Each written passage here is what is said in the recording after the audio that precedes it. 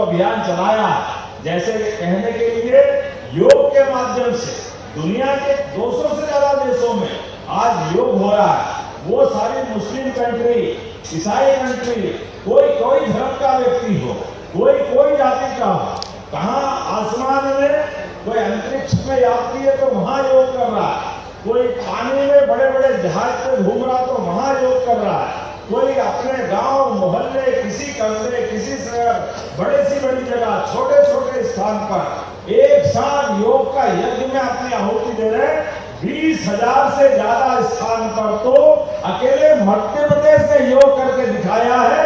ये हमारा अपना मध्य प्रदेश का अपना कंट्रीब्यूशन है। पूरी दुनिया के अंदर 14 करोड़ से ज्यादा लोगों ने आज योग करके हमारे उस प्राचीन विचार के प्रति अपनी प्रतिबद्धता दिखाई है, जिसका शुरुआत 11 साल पहले यशस्वी प्रधानमंत्री ने की।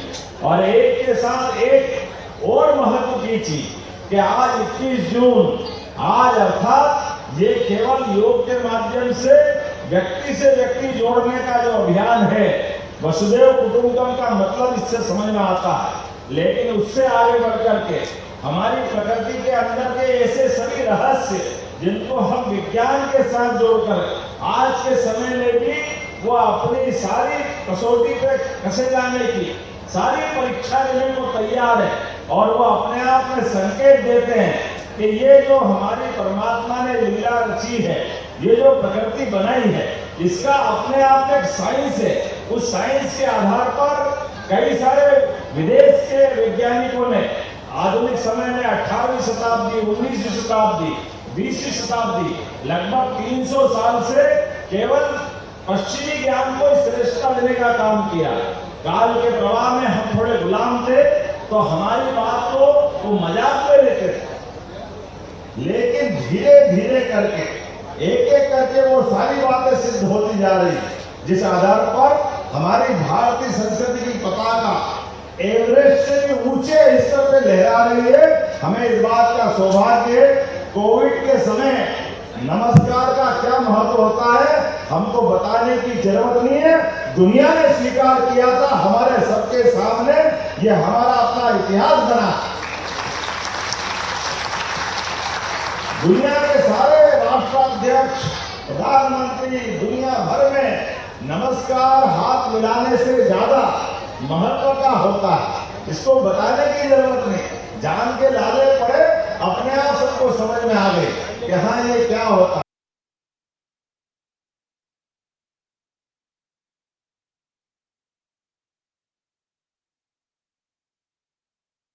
भारतीय किचन के अंदर खाना बनाते समय हल्दी, मिर्ची, जीरा, बाकी का रेसिपी बनाने में किसका जो संयोजन है, और इस आधार पर हमारी जो अंदर की नैसर्गिक प्रतिरोध क्षमता जो बनती है रोगाणुओं से, कीटाणुओं से लड़ने की, वो क्षमता से पूरा देश अगर कोविड के साथ महफूज रहा है तो हमारे आचार विचार के साथ जीवन पद्धति के आधार पर महफूज रहा है।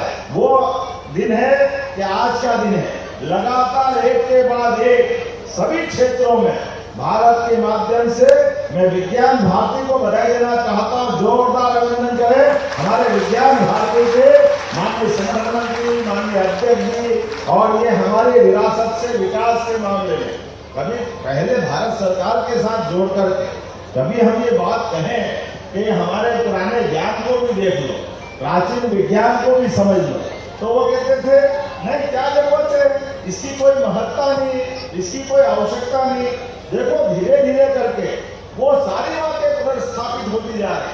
कभी आपने समाचार पत्रों में देखा होगा या इलेक्ट्रॉनिक समाचारों में आया कि हमारा वस्तु विनिमय भी कितना महत्व रखता है। द्रव्य विनिमय, किसी भी देश की करेंसी को काल के समय में ठीक है आपने जो समझ में कर लिया, लेकिन हमारी जो सोने चांदी के आधार पर ये जो हमारी अपनी आर्थिक तंत्र की जो आधार सीमा बनती थी, आज दुनिया के सारे सेंट्रल बैंक इस बदलते दौर में अगर अपने खजाने को सुरक्षित रखना चाह रहे हैं तो हमको मालूम है निवेश सोने से अच्छा कुछ नहीं हो सकता, और वो सोने से कर रहे हैं, और हमारा ज्ञान सोने से बढ़कर है हमारे लिए और सौभाग्य की बात।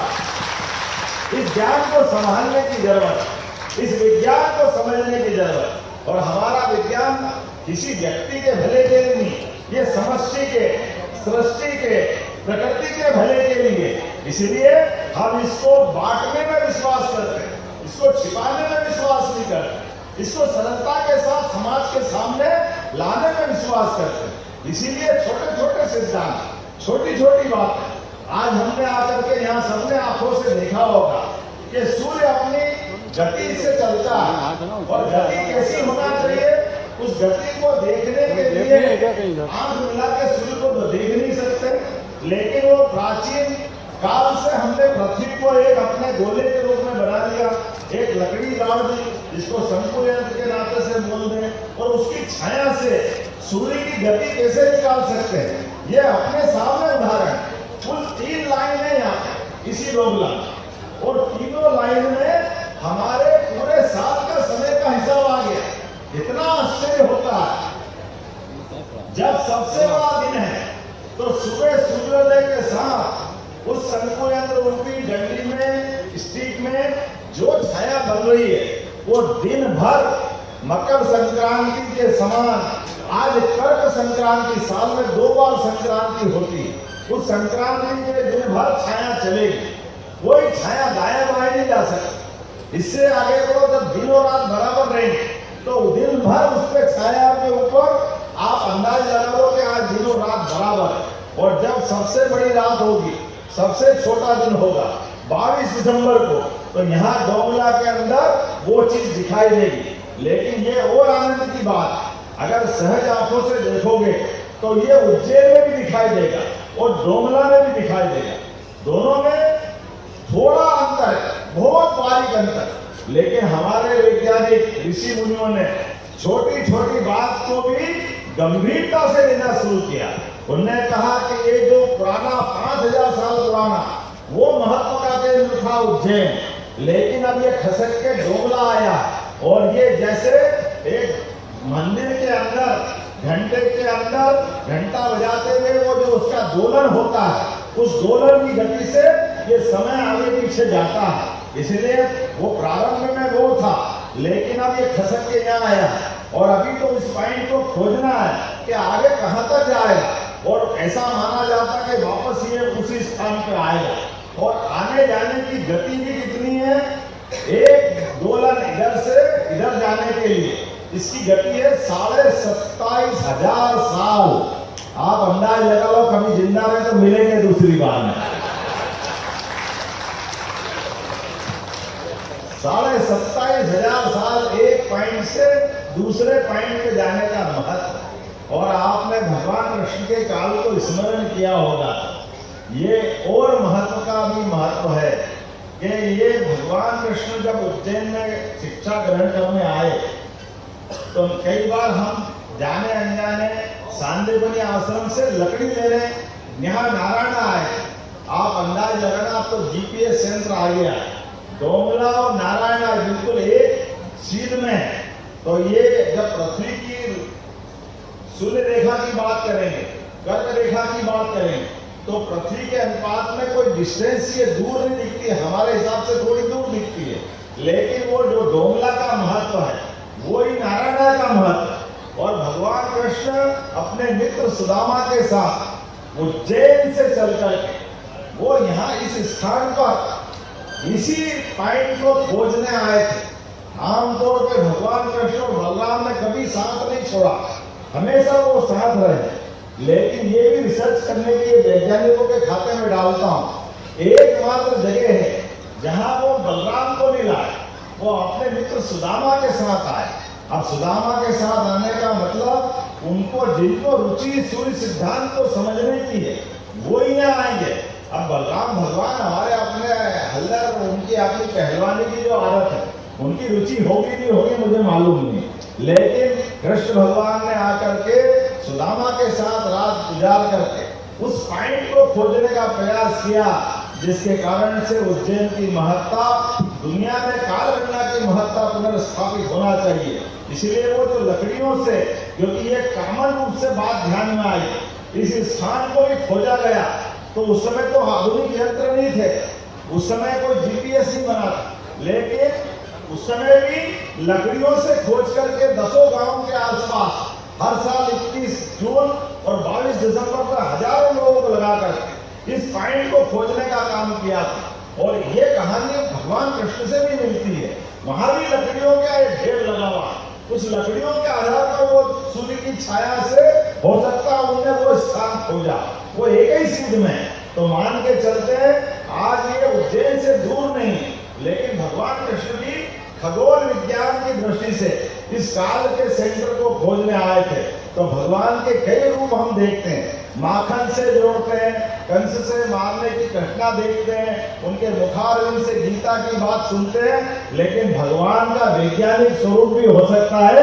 ये पुनर्स्थापित होने का एक तथ्य नए प्रकार से ध्यान में आता है, जो हमारी श्रद्धा और बढ़ाए। भगवान कृष्ण की जीवन की बहुत सारी लीलाएं, उनकी जो 64 कला, 14 विद्या, चारों वेद, सभी पुराण, सभी उपनिषद, जो उनके अपनी विद्वत्ता की एक एक कहानी कहते हैं, उसमें ये पक्ष भी जुड़ के आता है। मैं मान के चलता हूँ आज के इस अवसर पर मध्य प्रदेश सरकार के द्वारा यहाँ पर हमारे द्वारा ऑब्जर्वेटरी बनाने का काम किया गया, और ये हमारे डॉक्टर विष्णु श्रीधर वाकणकर न्यास के आधार पर यहाँ क्षेत्र के लोगों के लिए स्कूल चलाने का प्रयास किया। मुझे इस बात का संतोष है, जब मैं प्राधिकरण अध्यक्ष था तो वहां से उज्जैन के और यहाँ की दूरी के लिए हमने प्राधिकरण में संशोधन भारत सरकार की मंजूरी से कि ये खगोल की दृष्टि से वैज्ञानिकों के जानकारी स्थल हो सकता है, उनकी जानकारी का स्थल हो सकता है, लेकिन क्षेत्र के लोग तो स्कूल से आनंद लें, इसलिए स्कूल बनाने का प्रयास किया था। तो ये स्कूल की दृष्टि से भी और उन्नति कैसे हासिल करें, लेकिन मूल इसका जो महत्व है, ये महत्व अंतर्राष्ट्रीय स्तर का। इसलिए भारत सरकार के अधिकारीगण भी बैठे, मध्य प्रदेश सरकार के भी एसीएस और बाकी लोग बैठे। अब आप लोगों के हाथ में इस स्थान का अंतर्राष्ट्रीयकरण करते हुए दुनिया के अंदर ये सर्वश्रेष्ठ केंद्र बने, इस दिशा में काम करने की आवश्यकता है। ये विषय जन जन तक पहुंचाते, आवश्यकता पड़े इस विषय को यहाँ चर्चा करें। आजकल तो आधुनिक संसाधन के बलबूते पर यहाँ से खगोलीय जानकारी के लिए हमने अपनी ऑब्जर्वेटरी में एक टेलीस्कोप लगाया, उस टेलीस्कोप का भी आधुनिक नया यंत्र लगाया, लेकिन इसके आधार पर दुनिया के लोग यहाँ आके रिसर्च करें। और यहाँ के बाद अगर लगता है कि इंग्लैंड में जाकर भी चर्चा करना हो, दुनिया के किसी देश में भी इस विषय को आगे बढ़ाना है, मध्य प्रदेश सरकार माननीय प्रधानमंत्री के नेतृत्व में इस सब दिशा में काम करने के लिए तैयार है। निश्चित रूप से हमको ये संकल्प करना चाहिए, जैसा कि हमारी सरकार के बनने के बाद हमने पुराने उस जंतर मंतर के स्थान को समय गणना की दृष्टि से वैदिक घड़ी को बनाकर लोकार्पित माननीय प्रधानमंत्री से कराया था। उम्मीद करेंगे आने वाले समय में प्रधानमंत्री जी की मदद लेकर के इस स्थान को भी दुनिया में स्थापित कराने का प्रयास करेंगे। इसी भावना के साथ मेरी अपनी ओर से पूरे आयोजन के लिए सबको बधाई, बहुत बहुत धन्यवाद। भारत माता की जय। बहुत बहुत धन्यवाद आदरणीय मुख्यमंत्री डॉक्टर मोहन यादव जी। हर शब्द में एक शास्त्र था, हर वाक्य में कुछ मंत्र था, आपका साथ मिला कुछ पल ये जन्मों का सत्य था। ऐसे हमारे आदरणीय मुख्यमंत्री जी जिन्होंने आपने सुना उनको। तो चलिए अब मैं आभार प्रदर्शन के लिए श्री राजेश जी धाकड़ साहब, जिला अध्यक्ष भारतीय जनता पार्टी उज्जैन को आमंत्रित कर रहा हूँ। एक बार जोरदार नारे के साथ भारत माता की। आज निश्चित तौर पर खगोल विज्ञान और भारतीय ज्ञान परंपरा की राष्ट्रीय कार्यशाला में उपस्थित हम सब के और इस डोंगला की जिलों में एक ड्रीम प्रोजेक्ट के रूप में जब विकास प्राधिकरण के अध्यक्ष होते हुए और आज हमारे मध्य प्रदेश के यशस्वी मुख्यमंत्री डॉक्टर मोहन यादव जी ने अभी बताया कि एक छोटे से गांव को अंतर्राष्ट्रीय स्तर पर एक पहचान दी। एक बार जोरदार तालियां बजाकर आदरणीय मोहन यादव जी का स्वागत अभिनंदन करें।